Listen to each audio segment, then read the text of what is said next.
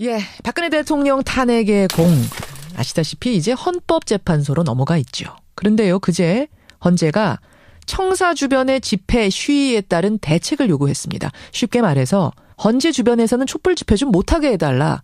재판하는데 방해된다. 이런 겁니다. 실제로 이번 주말에도 촛불 집회가 광화문 광장에서 열릴 예정인데요. 그 일정을 보면 광화문 광장에서 헌법재판소 앞까지 행진하는 일정이 포함되어 있습니다. 여러분 어떻게 생각하십니까? 오늘 이 문제 한번 생각해 보죠. 헌재 앞 촛불 시위 민의의 전달인가 아니면 재판 방해인가? 들으면서 문자 보내주시기 바랍니다. 먼저 노희범 변호사 연결이 되어 있습니다. 노희범 변호사님 안녕하세요. 네, 안녕하세요. 노 변호사께서도 헌법재판소의 헌법연구관으로 근무를 하셨다고요? 예, 그렇습니다. 언제 하셨습니까? 1998년도부터 지난해까지 이제 근무를 했고요. 지난해까지? 예. 오래 근무하셨으니까 뭐 헌재에 돌아가는 모든 것들 다 파악하고 계시겠네요. 어느 정도 좀 익숙한 측면이 있습니다. 그렇죠. 그런데 헌법재판소 앞에 촛불 집회 시위는 좀 우려스럽다 이런 입장이시라고요? 예, 좀 바람직하지 않지 않나라는 생각입니다. 국민들이 원하는 것이 뭐 신속한 결정 아니겠습니까? 그렇죠. 그 신속한 결정을 위해서 재판관들이 그다음에 연구관들이 이제 심리나 조사에 집중을 해야 되는데 아무래도 소음이라든가 이런 것 때문에 오히려 심리에 집중하기 좀 더 어려울 수도 있다. 오히려 신속한 결정에 오히려 방해가 될 수 있지 않을까 이런 생각이 듭니다. 심리에 집중하는데 방해가 된다. 그렇게 방해가 될 정도로 소음이 안에서 심하게 들립니까? 헌법재판소는 뭐 청와대나 국회와 달리 경내가 굉장히 좁습니다. 맞고 그래서 정문에서 재판관들의 사무실까지는 뭐 방까지는 불과 10여 미터밖에 되지 않습니다. 그래서 실제 뭐 헌법재판소 정문 앞이나 헌법재판소 앞에서 시위나 집회를 하는 경우에는 집회로 인한 소리가 다 들리기 때문에 실제 방해를 많이 받습니다. 근데 이게 단순히 소음 때문에 시끄럽다 정도의 문제를 넘어서 재판 내용에도 이 집회가 영향을 미칠 수 있다 이런 우려도 있으시다고요? 심적으로 압박을 줄 것으로 보여집니다. 그게 결국은 이제 국민들이 원하는 이제 신속한 재판, 신속한 결정에 대한 압박이기 때문에 그 점에 대한 심리적 압박이 있을 텐데요. 뭐 잘 아시지만 그 재판이라는 것은 뭐 신속과 공정이라는 큰 두 가지 이념이 있습니다. 그래서 신속성만을 강조하다 보면 공정성을 놓치게 되고요. 공정성을 강조하다 보면 신속한 결정이 어렵게 됩니다. 이번 사건에서 재판관들이 탄핵 심판의 중대성을 충분히 인식하고 있기 때문에 신속한 결정을 하려고 할 테지만 업무에 집중하기 어렵고 또 심리적 압박을 받게 되면은 재판의 어떤 공정성이 훼손될 여지가 있습니다. 그런 점에서 바람직스럽지 않지 않나 그렇게 보시는 생각이 거군요. 듭니다. 근데 그 앞에서 촛불 집회를 원하는 분들은 이렇게 말합니다. 헌법기관에서 당연히 국민의 소리를 들어야 되는 거 아니냐. 무슨 24시간 일주일 내내 집회하겠다는 것도 아니고 주말에 그 잠깐 하겠다는 건데 그것도 무슨 폭력 시위를 하는 것도 아니고 촛불 들고 시위하는 건데 그 절박함을 재판관들이 생생하게 들을 필요가 있다. 이렇게 주장하는데 어떻게 보세요? 국민들의 입장은 충분히 이해됩니다. 그리고 재판관들도 국민들의 목소리 결코 모르지 않을 겁니다. 모르지 않는다. 재판관들도 결코 국민들로 하여금 집회나 시위를 하지 말라. 그런 요구를 하지 말라라는 것도 아닙니다.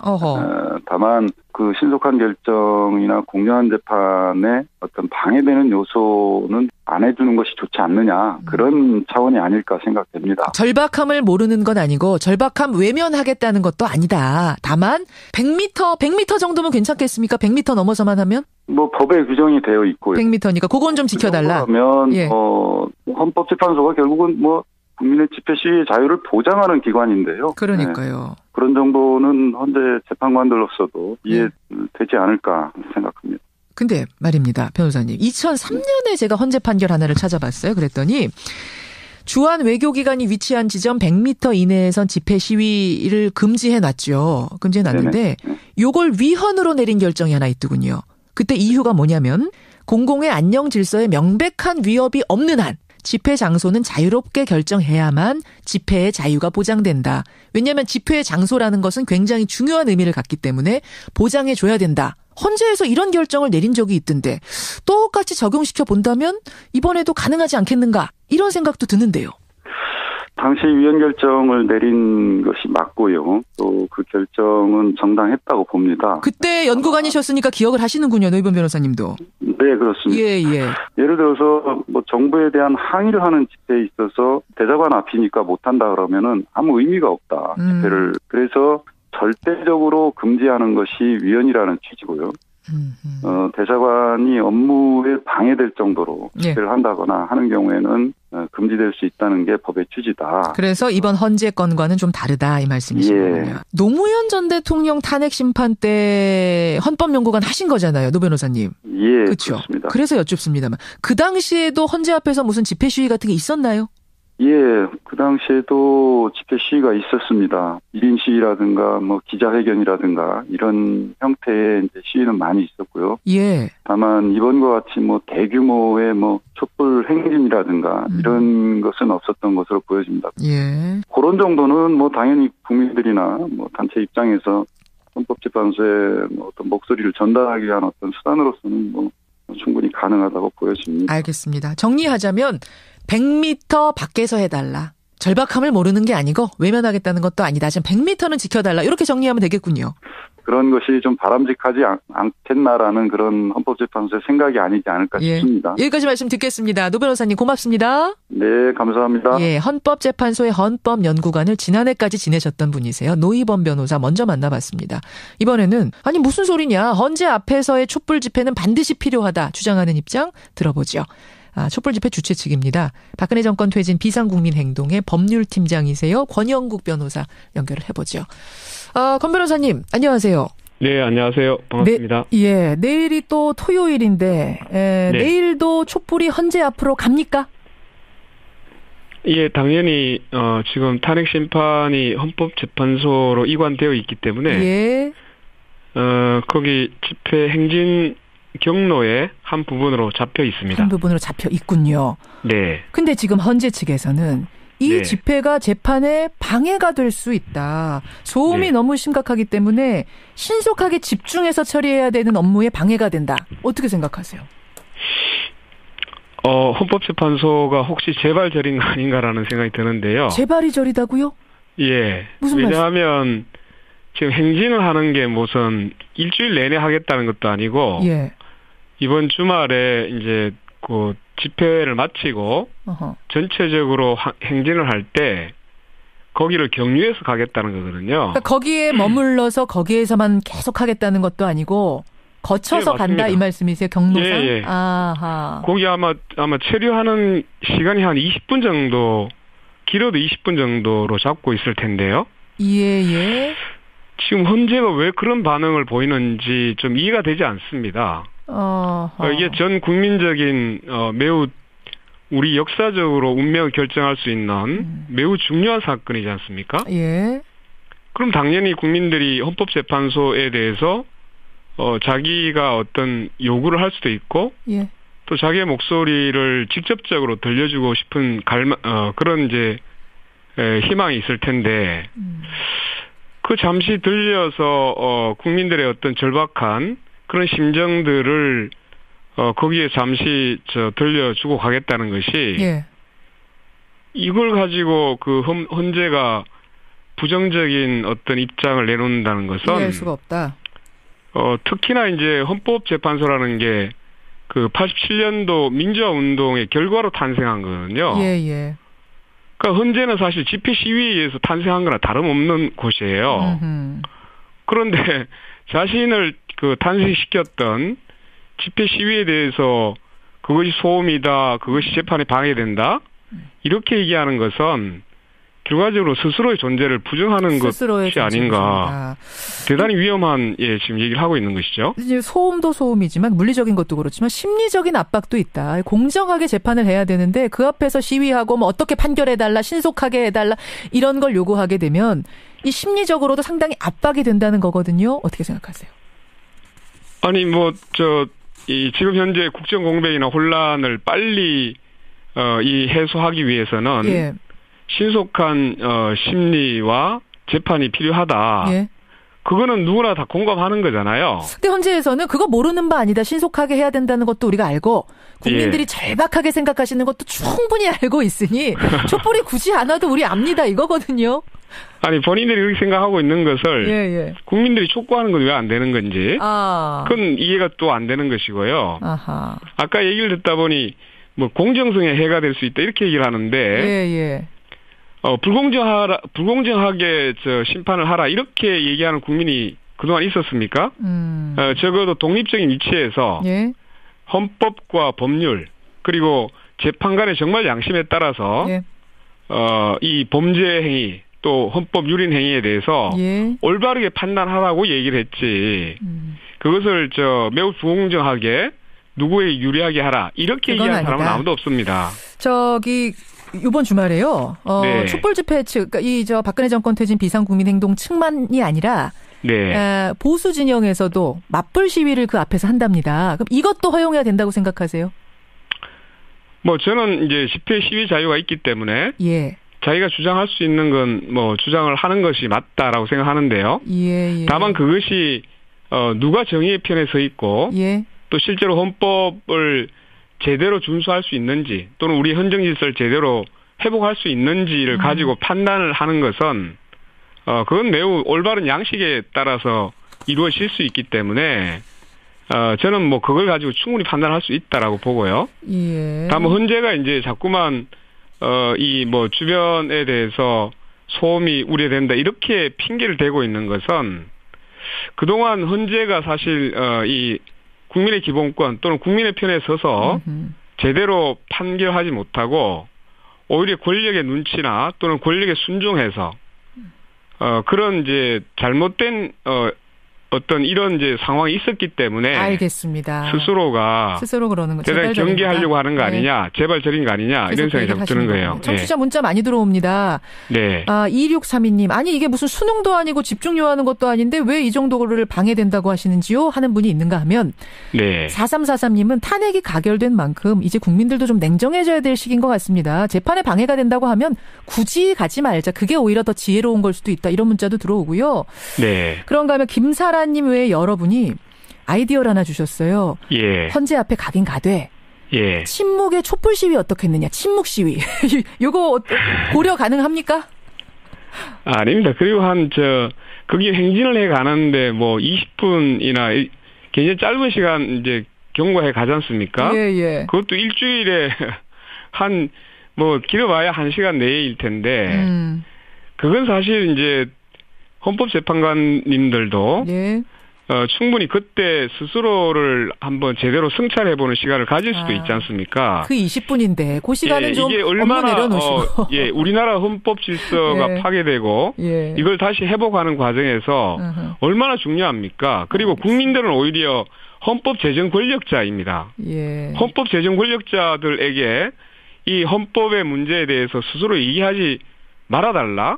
예. 우리가 시끄러우니까 이건 정말 달리 얘기하면 주인에 대해서 다시 또 무례를 범하는 거라고 생각합니다. 저는. 알겠습니다. 네네. 양측의 의견 여러분이 충분히 듣고 지금 판단하고 계시는데 네. 제가 이제 언뜻 문자 올라오는 것만 봐도 좀 팽팽해요. 요거에 대해서 예. 팽팽하네요. 제가 잠시 후에 정리를 해드리죠. 여기까지 듣겠습니다. 고맙습니다. 네. 예, 찬성하는 쪽의 입장까지 들었습니다. 권영국 변호사였습니다. 하는 생각입니다.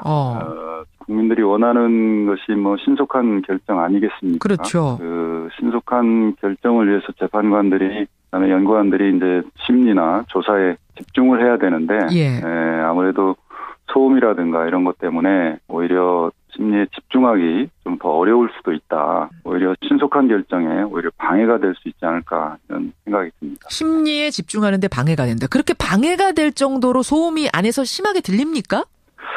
헌법재판소는 뭐 청와대나 국회와 달리 경내가 굉장히 좁습니다. 좁고 그래서 정문에서 재판관들의 사무실까지는 뭐 방까지는 불과 10여 미터밖에 되지 않습니다. 그래서 실제 뭐 헌법재판소 정문 앞이나 헌법재판소 앞에서 시위나 집회를 하는 경우에는 집회 집회로 인한 소리가 다 들리기 때문에 실제 방해를 많이 받습니다. 예. 근데 이게 단순히 소음 때문에 시끄럽다 정도의 문제를 넘어서 재판 내용에도 이 집회가 영향을 미칠 수 있다? 이런 우려도 있으시다고요? 심적으로 압박을 줄 것으로 보여집니다. 그게 결국은 이제 국민들이 원하는 이제 신속한 재판. 예, 박근혜 대통령 탄핵의 공. 아시다시피 이제 헌법재판소로 넘어가 있죠. 그런데요, 그제 헌재가 청사 주변의 집회 시위에 따른 대책을 요구했습니다. 쉽게 말해서 헌재 주변에서는 촛불 집회 좀 못하게 해달라. 재판하는데 방해된다. 이런 겁니다. 실제로 이번 주말에도 촛불 집회가 광화문 광장에서 열릴 예정인데요. 그 일정을 보면 광화문 광장에서 헌법재판소 앞까지 행진하는 일정이 포함되어 있습니다. 여러분 어떻게 생각하십니까? 오늘 이 문제 한번 생각해 보죠. 헌재 앞 촛불 시위 민의의 전달인가 아니면 재판 방해인가? 들으면서 문자 보내주시기 바랍니다. 먼저 노희범 변호사 연결이 되어 있습니다. 노희범 변호사님 안녕하세요. 네, 안녕하세요. 노 변호사께서도 헌법재판소의 헌법연구관으로 근무를 하셨다고요? 예, 그렇습니다. 언제 하셨습니까? 1998년도부터 지난해까지 이제 근무를 했고요. 지난해까지? 예. 오래 근무하셨으니까 뭐 헌재에 돌아가는 모든 것들 다 파악하고 계시겠네요. 어느 정도 좀 익숙한 측면이 있습니다. 그렇죠. 그런데 헌법재판소 앞에 촛불 집회 시위는 좀 우려스럽다 이런 입장이시라고요? 예, 좀 바람직하지 않지 않나라고 모르지 않을 겁니다. 모르지 않는다. 예, 재판관들도 결코 국민들로 하여금 집회나 시위를 하지 말라, 그런 요구를 하지 말라라는 것도 아닙니다.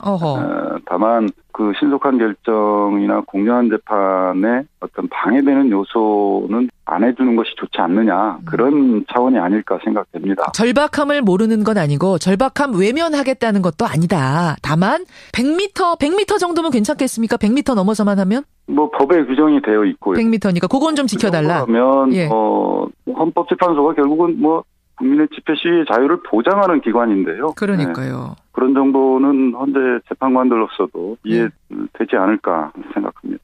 근데 말입니다, 변호사님. 2003년에 제가 헌재 판결 하나를 찾아봤어요. 그랬더니 주한 외교기관이 위치한 지점 100m 이내에선 집회 시위를 금지해놨죠. 금지해놨는데 요걸 위헌으로 내린 결정이 하나 있더군요. 그때 이유가 뭐냐면 공공의 안녕 질서에 명백한 위협이 없는 한 집회 장소는 자유롭게 결정해야만 집회의 자유가 보장된다. 왜냐하면 집회의 장소라는 것은 굉장히 중요한 의미를 갖기 때문에 보장해줘야 된다. 헌재에서 이런 결정을 내린 적이 있던데 똑같이 적용시켜 본다면 이번에도 가능하지 않겠는가 이런 생각도 드는데요. 당시 위헌 결정을 내린 것이 맞고요. 또 그 결정은 정당했다고 봅니다. 그때 연구관이셨으니까 기억을 하시는군요. 노희범 변호사님도. 네, 그렇습니다. 예. 예를 들어서 뭐 정부에 대한 항의를 하는 집회에 있어서 대사관 앞이니까 못한다 그러면은 아무 의미가 없다. 집회를. 그래서 절대적으로 금지하는 것이 위헌이라는 취지고요. 대사관이 업무에 방해될 정도로 집회를 한다거나 하는 경우에는 금지될 수 있다는 게 법의 취지다. 그래서 이번 헌재 건과는 좀 다르다 이 말씀이시군요. 노무현 전 대통령 탄핵 심판 때 헌법연구관 하신 거잖아요, 노 변호사님. 예, 그렇죠. 그렇습니다. 그래서 여쭙습니다만 그 당시에도 헌재 앞에서 무슨 집회 시위 같은 게 있었나요? 예, 그 당시에도 집회 시위가 있었습니다. 1인 시위라든가 뭐 기자회견이라든가 이런 형태의 이제 시위는 많이 있었고요. 예. 다만 이번과 같이 뭐 대규모의 뭐 촛불 행진이라든가 이런 것은 없었던 것으로 보여집니다. 예. 그런 정도는 뭐 당연히 국민들이나 뭐 단체 입장에서 헌법재판소의 뭐 신속한 결정에 대한 압박이기 때문에 그 점에 대한 심리적 압박이 있을 텐데요. 뭐 잘 아시지만 그 재판이라는 것은 뭐 신속과 공정이라는 큰 두 가지 이념이 있습니다. 그래서 신속성만을 강조하다 보면 공정성을 놓치게 되고요. 공정성을 강조하다 보면 신속한 결정이 어렵게 됩니다. 이번 사건에서 재판관들이 탄핵 심판의 중대성을 충분히 인식하고 있기 때문에 신속한 결정을 하려고 할 테지만 업무에 집중하기 어렵고 또 심리적 압박을 받게 되면은 재판의 어떤 공정성이 훼손될 여지가 있습니다. 그런 점에서 바람직스럽지 않지 않나 그렇게 보시는 생각이 거군요. 듭니다. 근데 그 앞에서 촛불 집회를 원하는 분들은 이렇게 말합니다. 헌법기관에서 당연히 국민의 소리를 들어야 되는 거 아니냐. 무슨 24시간 일주일 내내 집회하겠다는 것도 아니고 주말에 그 잠깐 하겠다는 건데 그것도 무슨 폭력 시위를 하는 것도 아니고 촛불 들고 시위하는 건데 그 절박함을 재판관들이 생생하게 들을 필요가 있다. 이렇게 주장하는데 어떻게 보세요?